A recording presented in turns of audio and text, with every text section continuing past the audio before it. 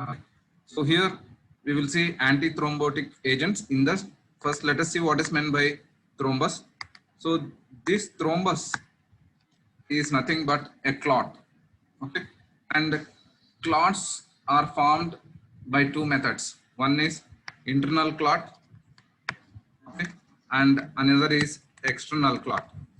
Okay, so if there is an injury outside the blood vessel, like when you fall off onto the ground, okay, then the wound, if you have the wound, then it is an external injury, that is the external clot will be formed. Then in case of internal clot, if the inside blood vessel, if there is injury, then we call it as internal clot. Okay, now let me show you one thing. So imagine that this is the inner lining of the blood vessel, and now an injury has occurred at this particular portion. Then these different clotting factors will be activated. We will see what are these clotting factors in the next coming class when we discuss about the that is the anti-clotting drugs. Okay, so here because of various clotting factors, then the and activation of all different factors, then formation of fibrinogen, then there is a mesh-like structure that is formed, and it will plug the hole which is formed in the blood vessel, inside blood vessel. So this is the internal thing that is inside the blood vessel, and it is called as internal clot. So this clot which is formed is known as thrombi or thrombus. Okay, so these thrombus are very dangerous in fact, right? So if they go and occlude any of the smaller blood vessel, okay, occlude means if they occlude here. So here the blood vessel is large, so this can dislodge and it can travel to different places of the body, different parts of the body. And when it comes to a narrow blood vessel, it will block, and then the peripheral part of the area will not get the blood, and if there is no blood circulation, oxygen is inhibited, and necrosis of the muscle or the area takes place. Okay, so this is the normal clot formation, and then formation of thrombus. Okay, this is it. Then the different drugs that we use are here. One of them is antithrombotic agents that prevent the formation of thrombus. Okay, see, thrombolytic agents are different from antithrombotic agents. So thrombolytic agents means which will dissolve the thrombus that is formed are called as the thrombolytics. Okay, but those which prevent the formation of thrombus is known as antithrombotic agents. So in this antithrombotic agents, we have three categories of drugs in your syllabus: aspirin, dipyridamole, and clopidogrel. These are the three drugs. Okay, let's move to the next slide. See, antiplatelet drugs. So site for regulation blood coagulation and subsequent thrombus formation is at the level of the platelets. So here the important things that are responsible for the thrombus formation or the plugging of the hole formed in the blood vessel, or the part which is being injured in the blood vessel, endothelium cell. That is, the platelets play an important role. So these individual platelets will be there, and then these platelets will release the different substances, and they are responsible for formation of a net-like structure, okay, that is thrombin, and then they are physically blocking the injured area. So antiplatelets drugs, that is, which prevent the release of these see, aggregation of these platelets will lead to formation of mesh-like structure along with the fibrinogen. Okay, so we should, if we can prevent the aggregation of platelets, then we can prevent the formation of thrombus.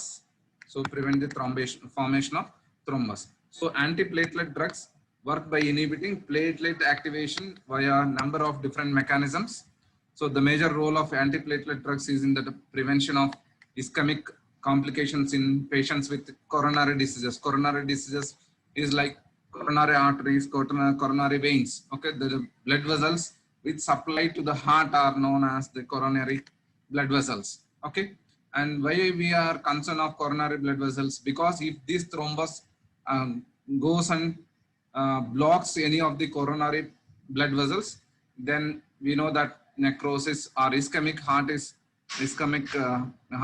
seen, and whereby pumping capacity of the heart is reduced. Okay, and these drugs also are effective in combination with moderate intensity anticoagulants for patients with atrial fibrillation. Okay, so along with the anticoagulants like warfarin, heparin, and etc. So they can be used in the treatment of atrial fibrillation. So here platelets play an important role in clotting. So we have to prevent clotting. So the drugs are antiplatelet drugs. Okay. Then coming to the next part. So pathophysiology of arterial thrombus. Okay. Why we are concerned with the arteries means arteries are the blood vessels which supply the oxygenated blood to different parts of the organs. So if these particular arteries are blocked, then the organs, if they are deficit of oxygen, it may lead to complications and finally death. So the main role which this platelets do is, that is the role of platelets in thrombus formation and potential site for drug interventions. Normal endothelial cells in the vascular wall synthesize and release, that is the stimulates, which stimulates the conversion of adenosine, that is ATP to AD cyclic AMP, then preventing platelet aggregation and degranulation. So these things, that is the which release the prostacyclin, the cyclic AMPs are responsible, or which can prevent platelet aggregation and degranulation. So degranulation is the release of substances like 5-HT, serotonin, then the ADPs, okay, so which are responsible for platelet aggregation, and then prevention of the platelet aggregation in concern. So in case of an injury to the vascular cell wall, then these things, that is the glycoprotein receptors, which are called as GP receptors. We will see them in the next diagram.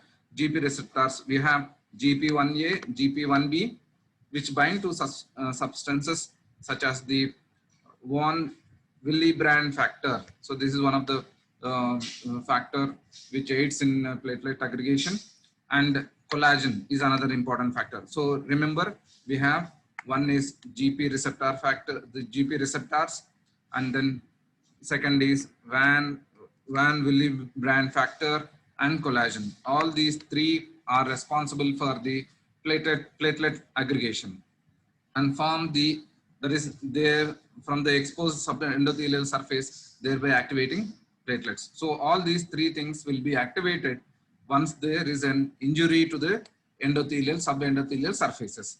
So GP, that is glycoprotein, protein 2B and 3A receptors, also known as fibrinogen receptors, are in integrin all BB3, that is A to BB3 receptor.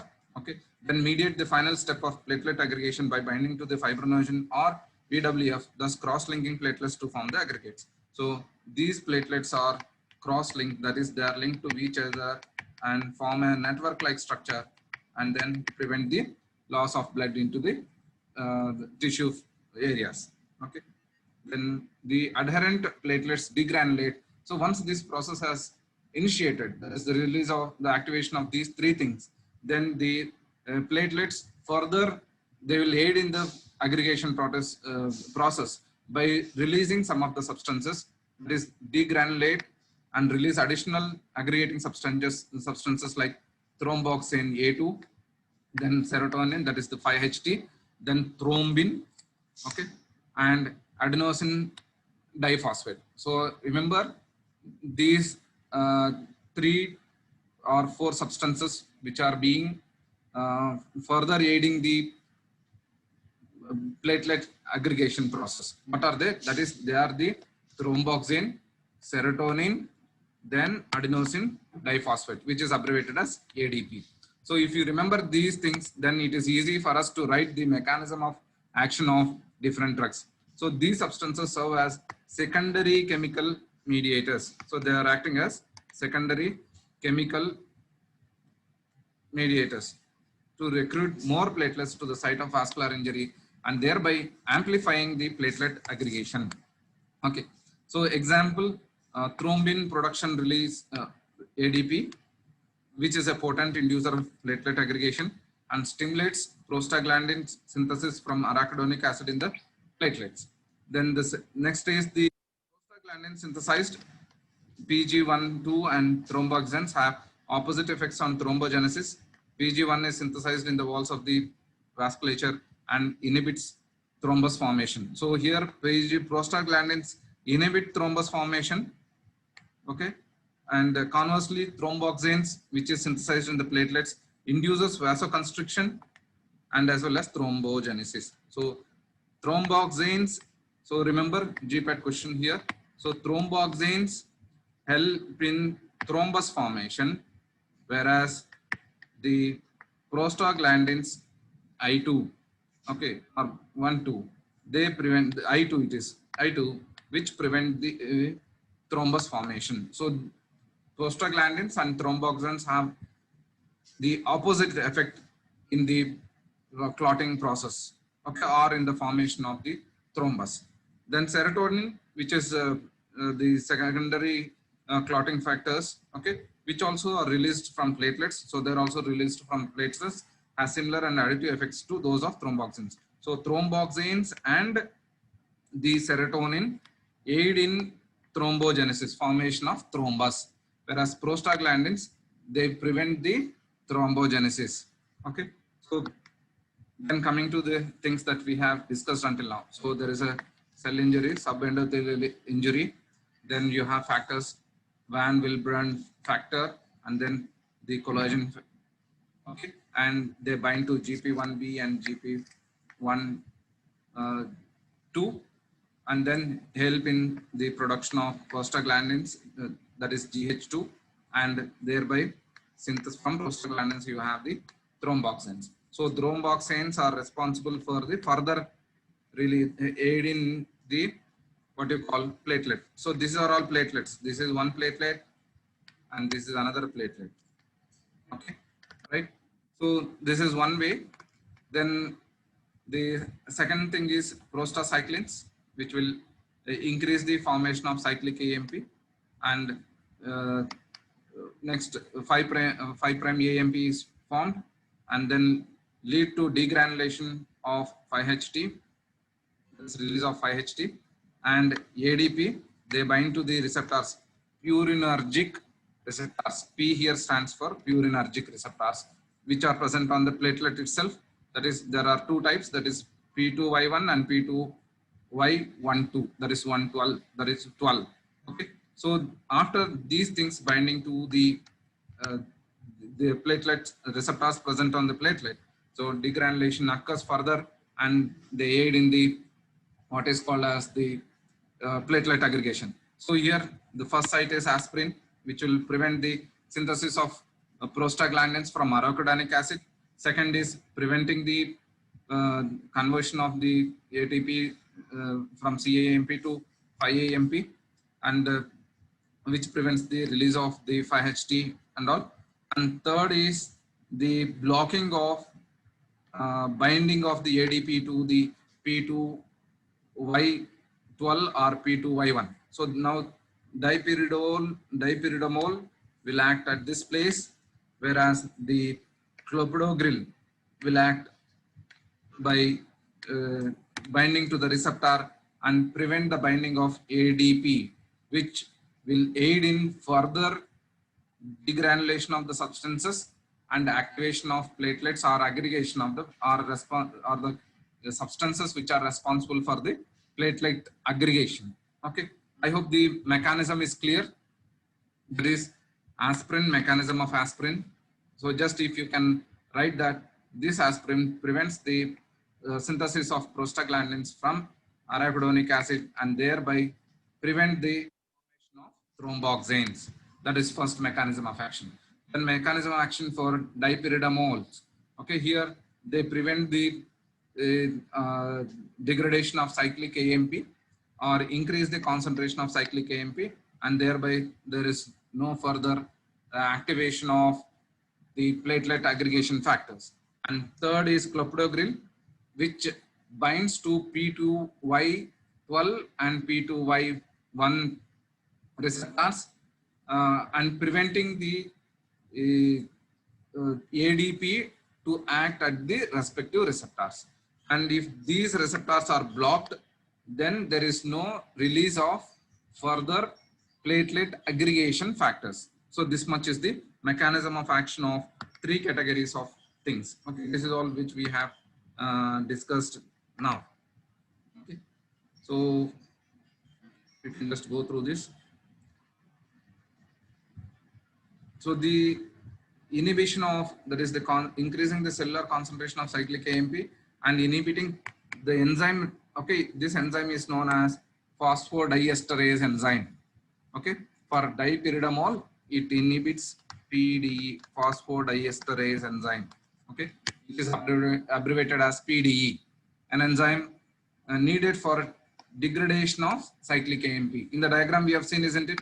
ATP to cyclic AMP and the cyclic AMP to, what is it, 5' AMP.